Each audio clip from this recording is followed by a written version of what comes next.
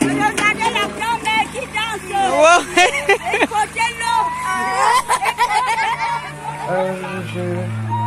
Je me souviens, il y a quelques années, dans mon village, l'eau n'est pas accessible du tout. Et j'ai vu mes parents, les aînés, se mobiliser pour pouvoir offrir au village un point d'eau. Il fallait que les populations puissent avoir une eau potable. Quand vous allez dans une zone rurale, que vous donnez de l'eau à des mamans, à des jeunes frères, et que vous lisez la satisfaction sur le visage, pour ma part, c'est la meilleure récompense. Hey les bâtisseurs, c'est encore moi et cette semaine je vous amène à la rencontre de Jeanne Lomga. Oui, c'est une femme qui excelle dans le domaine des BTP, un domaine réservé uniquement aux hommes. Elle y a bâti son entreprise Établissement Partenaire, une entreprise qui ne cesse de gagner des marchés pendant 2 ans. Comment fait-elle pour réussir? Quel est le secret de sa réussite? Les réponses, c'est tout de suite sur MC Business TV.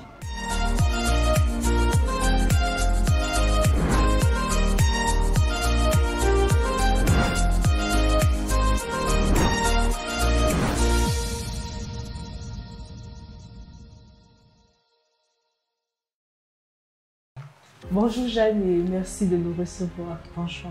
Parle-nous de ta structure, on aimerait mieux savoir. C'est quoi ETS Partenaire? Établissement Le Partenaire, c'est une jeune entreprise constituée d'une quinzaine de jeunes professionnels et dont les activités sont l'entretien, la réalisation des forages, la conception et la réalisation des travaux, des bâtiments de travaux publics, les installations des systèmes solaires et la réalisation des systèmes d'épuration d'eau. Pourquoi investir précisément dans les BTP? Dans les BTP, un peu plus dans le fourrage parce que c'est notre activité phare. Nous avons constaté tout autour de nous des pénuries. Aujourd'hui, on va dire 10 ménages sur 15 ne sont pas ravitaillés en eau. Donc, à partir de ce constat, on s'est dit le palliatif serait peut-être de regarder au niveau des forages, qu'est-ce qu'il faudrait proposer aux populations d'autres pour pouvoir améliorer leurs conditions de vie. Est-ce que tu as vécu cette situation? Comment est-ce que tu te retrouves précisément dans ce domaine? Est-ce qu'il y a une histoire, quelque chose qui t'a marqué et te poussé à te lancer dans ça? Effectivement, je me souviens il y a quelques années, dans mon village, l'eau n'est pas accessible du tout. Et j'ai vu mes parents, les aînés, se mobiliser pour pouvoir offrir au village un point d'eau. Il fallait que les populations puissent avoir une eau potable. À partir de là, je me suis dit, ayant été commercial également dans d'autres entreprises, je me suis dit, le moment venu, puisque je sais que je sais vendre, je vendrai des services de forage. Donc c'est à partir de là, honnêtement, que tout est parti. À la base, tu étais commercial dans une entreprise. Dans une entreprise. Mais comment fais-tu pour te retrouver en tant que chef d'entreprise, mais spécialisé dans la création des forages? Ok, cette question revient, elle revient très souvent. En fait, comme je vous le disais tantôt, ça part d'un constat. Il y a une pénurie d'eau tout autour de nous. J'ai un aîné dont le parent a une entreprise de fourrage. De long en large, en échangeant avec lui, j'ai vu comment ça fonctionnait. Et puis je me suis dit, pourquoi ne pas créer une entreprise qui va dans ce sens, m'entourer des experts dans le domaine et offrir ce service aux populations. Alors, donc, tu t'es basé sur un fait, sur un vécu, sur un problème et tu as voulu proposer des solutions de la naissance d'établissement, le partenaire. Exactement. Mais est-ce qu'il y a une histoire derrière le nom partenaire? Le partenaire, honnêtement, j'ai trouvé, disons, le nom en une semaine parce que je me suis dit, si demain on veut évoluer dans le domaine qu'on aura choisi, il va me falloir faire avec des personnes, avec des institutions. Et quoi de mieux que des partenariats? Donc c'est à partir de là que j'ai choisi Établissement Le Partenaire comme appellation pour cette structure. Et est-ce que tu penses que le nom en général joue a une grande influence sur l'entreprise qu'on souhaite créer? Honnêtement, je ne me suis jamais posé la question. Je me suis juste dit que le nom que je suis censée trouver doit traduire la vision que j'ai. La vision, comme je l'expliquais tout à l'heure, c'est celle de cheminer avec des gens tout autour de moi, qu'on me tienne la main et que ce soit un partenariat, comme on le dit vulgairement, gagnant-gagnant. Et en tant que femme entrepreneur, comment est-ce que tu gères ton quotidien? Comment est-ce que tu gères tes différentes casquettes? Ce n'est pas évident du tout. Ce n'est pas évident du tout, mais c'est faisable puisque j'arrive à le faire jusqu'ici. Il faut beaucoup de discipline. Beaucoup de discipline, beaucoup de patience et beaucoup de rigueur. Lorsqu'on est discipliné, on essaye de gérer son rôle de maman, de tante. Quand il faut travailler, il faut se donner à 100%. Donc, honnêtement, c'est la discipline, c'est la rigueur, c'est la patience. La discipline, en gros, c'est un peu quelque sorte la clé du succès. La clé du succès. Sans discipline, on ne peut rien. Tout doit être fait au millimètre près. C'est-à-dire une journée, par exemple, où je suis censée être... Parce que la plupart de nos chantiers sont en zone rurale. Ça, c'est une précision que je voudrais apporter. On travaille dans les 10 régions du Cameroun, mais un peu plus en zone rurale. Donc, il y a des mois où je ne suis pratiquement pas du côté de Douala. Un matin, tu te réveilles à 3 h du matin. Il faudrait que tu sois batouillé avant midi.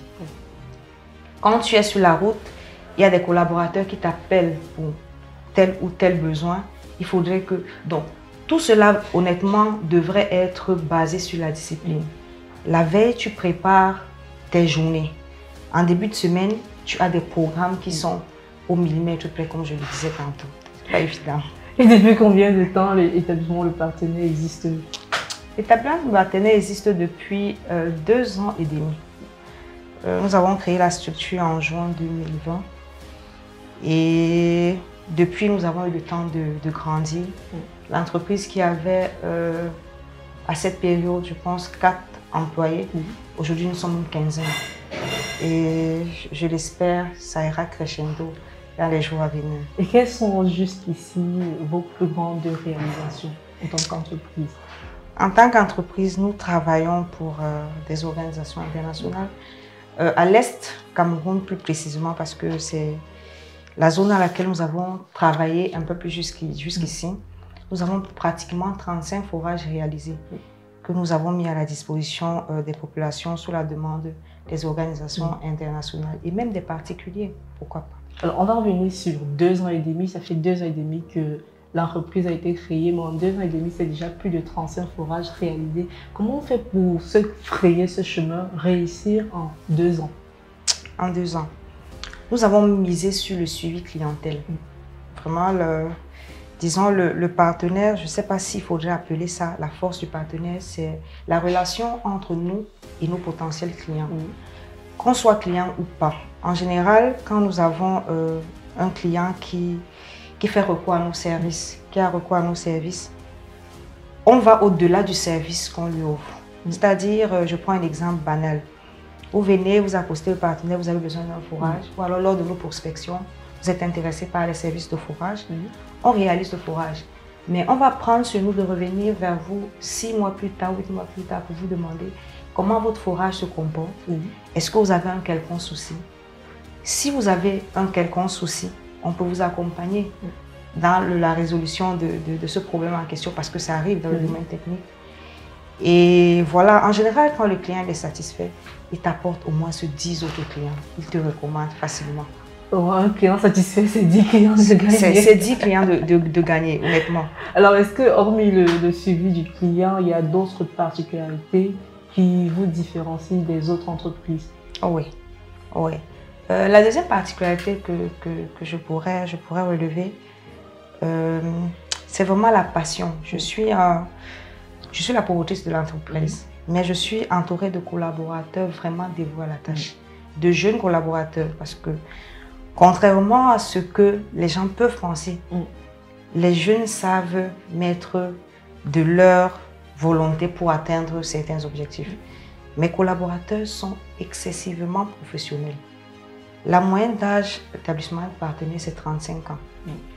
Mais jusqu'ici, on ne pense pas avoir eu un gros souci avec un quelconque client ou alors avec un projet. Vraiment, tout se passe bien. Alors, lorsqu'on fait appel au domaine des BTP, on pense plus au premier regard aux hommes, c'est quasiment que c'est un domaine réservé Oui. aux hommes. Comment toi, en tant que femme, tu fais pour te retrouver dessus et déjà tu exerces dans ce métier avec fierté et tu excelles même? Comment est-ce que ça se passe d'être déjà entouré au milieu des hommes et travailler avec eux? Ouais, dire que c'est évident, ce ne serait pas vrai parce que, comme vous l'avez dit tantôt, quand on parle de BTP, on s'attend à voir des hommes. Mais contrairement à ce que les gens pensent également, c'est un avantage que d'être une femme. Parce que très souvent, j'ai eu affaire à des clients qui, parce que je suis une femme, ils ont confiance un peu plus rapidement. Vous savez un peu le contexte actuel des affaires au Cameroun. C'est pas évident en termes de confiance. Bon, maintenant, au quotidien, qu'est-ce que je fais? Honnêtement, comme je le disais tantôt, avec mes partenaires, je n'ai vraiment jamais ressenti que on me traitait comme une femme. Et donc, jusqu'ici, quand tu as des partenaires en face de toi, ou alors des collaborateurs qui voient comment tu te dévoiles la tâche, honnêtement, on te traite comme il se doit, quoi. On te traite comme il se doit. Mais est-ce qu'en tant que femme, tu as l'impression de... En fait, tu te dois de plus doter pour vraiment montrer ce que tu es capable de produire? Peut-être pas. Je ne me suis jamais posé la question en tant que femme. Je me suis posé la question en tant que promotrice d'un établissement, d'une entreprise. Quand on a une entreprise, la première chose serait de partir sur le terrain pour toucher du doigt les réalités. Lorsqu'on touche les réalités du doigt, on a cette facilité à comprendre l'activité dans laquelle on s'est engagé et on a plus de facilité de donner des orientations, de tirer même les oreilles quand il le faut, pour le dire comme ça.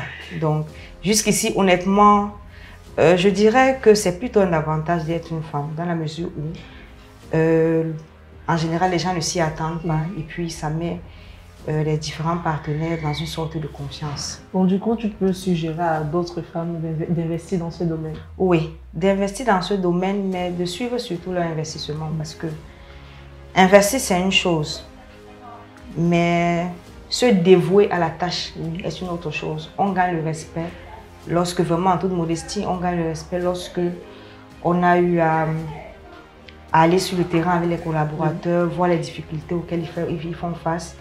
Et là, on résout également mieux les difficultés qu'on rencontre sur le terrain. Donc, honnêtement, oui, c'est un secteur d'activité qui est assez ouvert et les femmes peuvent cheminer dans ce secteur d'activité sans plus de difficultés que ça si elles sont disciplinées, elles sont rigoureuses, elles sont patientes parce que rien n'est facile. Rien n'est facile, mais est-ce qu'au préalable, il faudrait d'abord se former avant de se lancer dans les BTP? Des fois, on peut s'entourer d'une équipe. Et avec cette équipe, on travaille justement et on cherche à s'améliorer et à donner le meilleur de soi. Il faut-il au préalable se former? Non, pas nécessairement. Si, je ne veux pas me focaliser sur mon cas, mais c'est le cas que je maîtrise le mieux. Dans tous les domaines d'activité que nous proposons, je n'ai aucune expérience de façon formelle. C'est-à-dire, je n'ai pas fait des études en bâtiment et travaux publics, en forage, en système d'épuration, non. Je suis un manager et comme j'ai l'habitude de dire, je suis premier commercial de l'entreprise, de l'établissement, le partenaire, parce que c'est ce que je sais faire. Mais à côté de cela, il faudrait s'entourer des collaborateurs extrêmement pointus, qui ont l'expertise nécessaire dans le domaine. Sinon, on ne fait pas long feu, parce qu'aujourd'hui, avec la compétitivité, parce que l'une des grosses difficultés que nous rencontrons sur le terrain, c'est de se maintenir. Il y a un foisonnement d'entreprises dans le domaine du BTP, du forage et tout. Comment se maintenir si on n'a pas autour de nous des personnes qualifiées, des personnes qui savent manager le client? Pour ma part, c'est ça le plus important. Et maintenant, lorsqu'on n'a pas reçu la formation nécessaire de façon formelle, comme je le disais, on lance une entreprise, il faut se former sur le tas. Aujourd'hui, je suis capable d'entretenir un client sur un forage. Et lorsque je rencontre des difficultés, je lui dis, monsieur, permettez-moi de vous revenir. Je vais consulter mon directeur de projet et je vous reviens. En général, ça marche toujours. Alors, on va revenir justement sur la force du partenaire, des collaborateurs. Comment on choisit le bon collaborateur? Parce que forcément, c'est une question que tout le monde se pose. Oui, c'est une question que tout le monde se pose. Ce n'est pas toujours évident. L'équipe que j'ai aujourd'hui, j'ai dû me séparer de certaines personnes en cours de route. Parce que lorsqu'on fait un recrutement, c'est sur la base des canaux que nous connaissons, recrutement en ressources humaines et tout. Mais il y a la réalité qui peut être tout autre. Un futur partenaire, un futur collaborateur peut se vendre et le moment venu, on se rend compte que ce n'est pas vraiment ça. Donc, de prime abord, on ne peut pas savoir. On se base sur les compétences que la personne vous présente lorsqu'elle vient postuler. Mais maintenant, au fil du temps, vous avez la possibilité de constater si la personne, elle épouse la vision de l'entreprise, elle épouse les valeurs de l'entreprise. Si tel est le cas, vous la gardez. Dans le cas contraire, vous en séparez le plus tôt possible. Quelles sont les difficultés auxquelles tu fais face en tant qu'entrepreneur? En tant qu'entrepreneur, je le soulignais tout à l'heure, se maintenir, contrairement à ce que les gens se disent, arriver à un certain stade, ça semble un peu facile, mais se maintenir, c'est encore plus compliqué. Parce que comme je le disais tantôt, il y a beaucoup d'entreprises aujourd'hui qui font dans le même domaine d'activité que nous. Il faut trouver au quotidien une façon de faire qui soit différente et qui soit attrayante pour le client. C'est très important. La deuxième difficulté, ce sont les financements. Un entrepreneur au Cameroun connaît le contexte actuel. On va acheter du matériel, il n'y a pas forcément des financements qui suivent. Donc, vraiment, c'est très délicat. On peut postuler, par exemple, pour un projet. On nous demande des cautions, on demande un certain montant et tout. On se retourne vers les institutions bancaires qui ne sont pas forcément toujours prêtes à nous accompagner à tort ou à raison, je n'en sais rien. Mais ce sont les deux grosses difficultés, c'est-à-dire se maintenir au niveau, oui, se maintenir au niveau, trouver au quotidien des éléments qui puissent être attrayants pour le client et les financements. Ça me rappelle déjà une phrase d'un quelqu'un me disait qu'il est parfois plus facile d'arriver au sommet que de s'y maintenir. Oui, là je partage cet avis. Il est compliqué de se maintenir au sommet, c'est pas évident du tout. C'est pas évident. Et comment Jeanne s'est bâtie pour devenir la femme qu'elle est aujourd'hui? J'ai écouté, je me suis laissée conseiller. J'ai vu ce que les autres ont fait parce que, en général, on ne crée rien. Il y a des gens qui ont fait. Il y a nos prédécesseurs, comme on le dit vulgairement. Il y a nos prédécesseurs, il y a des gens qui ont eu affaire dans les domaines dans lesquels nous faisons aujourd'hui avant nous. Ce serait arrogant de se lancer dans un secteur d'activité sans consulter. Aujourd'hui, avec la technologie, on peut voir ce qui se passe sur Internet, comment les autres ont fait avant nous et tout. Donc, et on en Afrique, on a des familles, on a des parents, des aînés qui peuvent nous épauler. C'est pas facile tous les jours. Il y a des jours où ça a été difficile.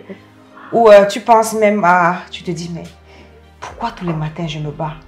Et puis tu as ton papa qui te dit que non, tu n'es pas encore arrivé. Il faut être patient, continue. Donc disons que c'est les expériences antérieures, c'est la vision qu'on s'est donnée de l'entreprise. Parce que le partenaire a une vision sur le long terme. Là, on est à 2 ans et demi. Mais on se projette sur 10 ans, sur 20 ans, pourquoi pas sur 50 ans.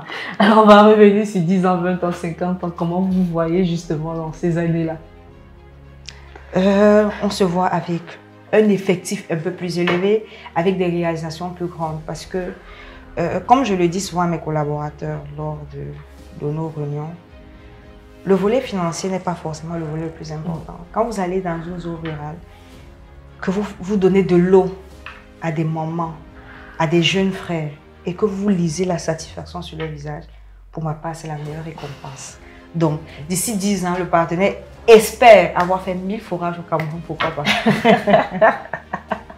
Alors, on va terminer avec un conseil pour toutes ces jeunes femmes-là qui te regardent, toutes ces jeunes femmes entrepreneurs qui veulent se lancer, qui souhaitent se lancer, mais juste ici hésitent, ne savent peut-être pas comment le faire, ou sont en manque de financement et se disent que peut-être c'est la clé pour pouvoir lancer le business. Ouais, je vais commencer par leur dire tout simplement que ce n'est pas évident. Mais il ne faut pas mystifier l'entrepreneuriat. Parce que lorsqu'on est rigoureux, lorsqu'on est discipliné dans tous les domaines d'activité, on arrive à faire quelque chose.